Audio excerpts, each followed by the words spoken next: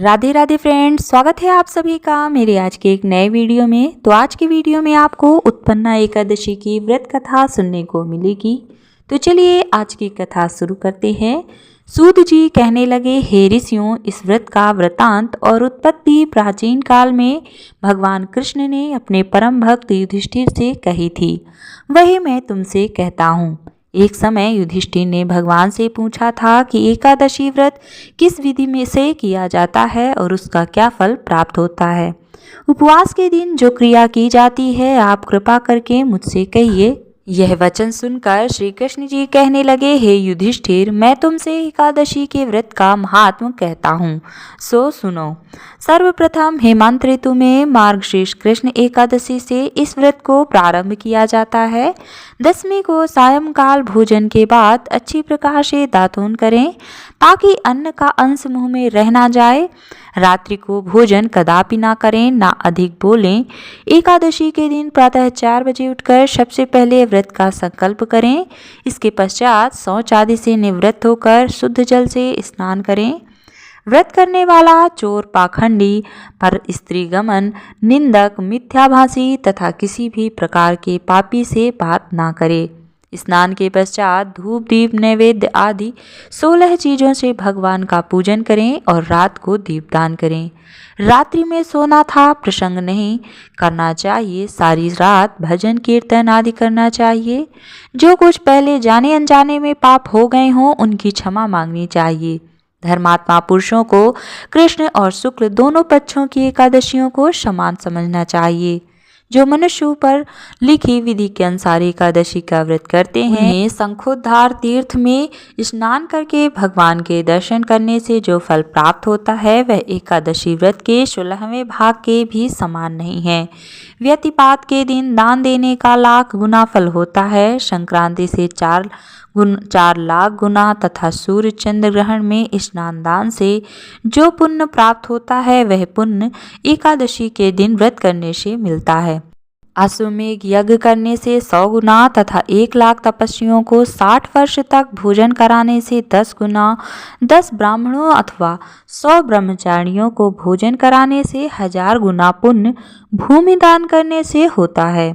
उससे 1000 गुना पुण्य कन्यादान से प्राप्त होता है। इससे भी 10 गुना पुण्य विद्यादान करने से होता है। विद्यादान से 10 गुना पुण्य भूखे को भोजन कराने से होता है। अन्नदान के समान इस संसार में कोई ऐसा कार्य नहीं जिससे देवता और पितर दोनों तृप्त होते हों, परंतु एकादशी के व्रत का पुण्य सबसे अधिक होता है। 1000 यज्ञों से भी अधिक इसका फल होता है। इस व्रत का प्रभाव देवताओं को भी दुर्लभ है। रात्रि को भोजन करने वाले को उपवास का आधा फल मिलता है और दिन में एक बार भोजन करने वाले को भी आधा ही फल प्राप्त होता है, जबकि निर्जल व्रत करने वाले को महात्म तो देवता भी वर्णन नहीं कर सकते। युधिष्ठिर कहने लगे कि हे भगवान, आपने हजारों यज्ञ और लाख गोदान को भी एकादशी व्रत के बराबर नहीं बताया, सो यह तिथि सब तिथियों से उत्तम कैसे हुई बताइए। भगवान कहने लगे, हे युधिष्ठिर, सतयुग में सुर नाम का दैत्य उत्पन्न हुआ। वह बड़ा बलवान और भयानक था। उस प्रचंड दैत्य ने इंद्र, आदित्य, वसु, वायु, अग्नि आदि सभी देवताओं को पराजित करके भगा दिया। तब इंद्र सहित सभी देवताओं ने भयभीत होकर भगवान शिव से सारा वृतांत कहा और बोले, हे कैलाशपति, सुर दैत्य ने भयभीत होकर सब देवता मृत्युलोक में फिर रहे हैं। तब भगवान शिव ने कहा, हे देवताओं, तीनों लोकों के स्वामी, भक्तों के दुखों का नाश करने वाले भगवान विष्णु की शरण में जाओ, वे ही तुम्हारे दुखों को दूर कर सकते हैं। शिव जी के ऐसे वचन सुनकर सभी देवता क्षीर सागर में पहुंचे। वहां भगवान को शयन करते देख हाथ जोड़कर उनकी स्तुति करने लगे। हे देवताओं द्वारा स्तुति करने योग्य प्रभु, आपको बारंबार नमस्कार है। देवताओं की रक्षा करने वाले मधुसूदन, आपको नमस्कार है। आप हमारी रक्षा करें। दैत्यों से भयभीत होकर हम सब आपकी शरण में आए हैं। आप इस संसार के कर्ता, माता पिता, उत्पत्ति और पालन करता और संहार करने वाले हैं। सबको शांति प्रदान करने वाले हैं। आकाश और पाताल भी आप ही हैं। सबके पितामह ब्रह्मा, सूर्य, चंद्र, अग्नि, सामग्री, होम, आहुति, मंत्र, तंत्र मंत्र जप, यजमान, यज्ञ, कर्म कर्ता, भोक्ता भी आप ही हैं। आप सर्वव्यापक हैं। आपके सिवा तीनों लोकों में चर तथा अचर कुछ भी नहीं है। हे भगवान, दैत्यों ने हमको जीतकर स्वर्ग से भ्रष्ट कर दिया है और हम सब देवता इधर उधर भागे भागे फिर रहे हैं। आप उन दैत्यों से हम सबकी रक्षा करें। इंद्र के ऐसे वचन सुनकर भगवान विष्णु कहने लगे कि हे इंद्र, ऐसा मायावी दैत्य कौन है जिसने सब देवताओं को जीत लिया है?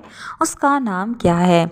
उसमें कितना बल है और किसके आश्रय में है तथा उसका स्थान कहाँ है, यह सब मुझसे कहो। भगवान के ऐसे वचन सुनकर इंद्र बोले, भगवान, प्राचीन समय में एक नाड़िम जंग नामक राक्षस था। उसके महापराक्रमी और लोक विख्यात सुर नाम का एक पुत्र हुआ। उसकी चंद्रावती नाम की नगरी है। उसी ने सब देवताओं को स्वर्ग से निकालकर वहां अपना अधिकार जमा लिया है। उसने इंद्र, अग्नि, वरुण, यम, वायु, ईश, चंद्रमा, नैत्र ऋतु आदि सबके स्थान पर अधिकार कर लिया है। सूर्य बनकर स्वयं ही प्रकाश करता है, स्वयं ही मेघ बन बैठा है और सबसे अजय है। हे असुर निकंदन, उस दुष्ट को मारकर देवताओं को अजय बनाइए। यह वचन सुनकर भगवान ने कहा, हे देवताओं, मैं शीघ्र ही उसका संहार करूंगा। तुम चंद्रावती नगर जाओ। इस प्रकार कहकर भगवान सहित सभी देवताओं ने चंद्रावती नगरी की ओर प्रस्थान किया। उस समय दैत्यशूर सेना सहित युद्ध भूमि में गरज रहा था। उसकी भयानक गर्जना सुनकर सभी देवता भय के मारे चारों दिशाओं से भागने लगे। जब स्वयं भगवान रणभूमि में आए तो दैत्य उन पर भी अस्त्र शस्त्र आयुध लेकर दौड़े। भगवान ने उन्हें सर्प के समान अपने बाणों से बांध डाला। बहुत से दैत्य मारे गए, केवल मुर बचा रहा।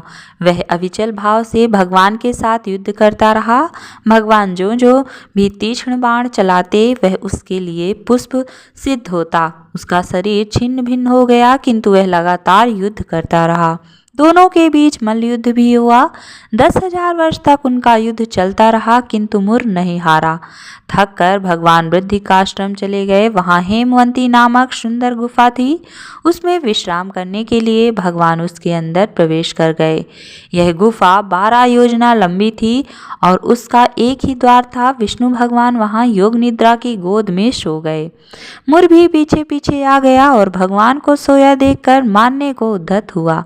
तभी भगवान के शरीर से उज्जवल कांतिमय रूप वाली देवी प्रकट हुई। देवी ने राक्षस मुर को ललकारा, युद्ध किया और उसे तत्काल मौत के घाट उतार दिया। श्री हरि जब योग निद्रा की गोद से उठे तो सब बातों को जानकर उस देवी से कहा कि आपका जन्म एकादशी के दिन हुआ है, अतः आप उत्पन्ना एकादशी के नाम से पूजित होंगी। आपके भक्त वही होंगे जो मेरे भक्त हैं। तो ये थी उत्पन्ना एकादशी की कथा। आपको कथा कैसी लगी कमेंट बॉक्स में हमें ज़रूर बताएं और इसी तरह की जानकारी से जुड़े वीडियो देखने के लिए चैनल को सब्सक्राइब करना ना भूलें।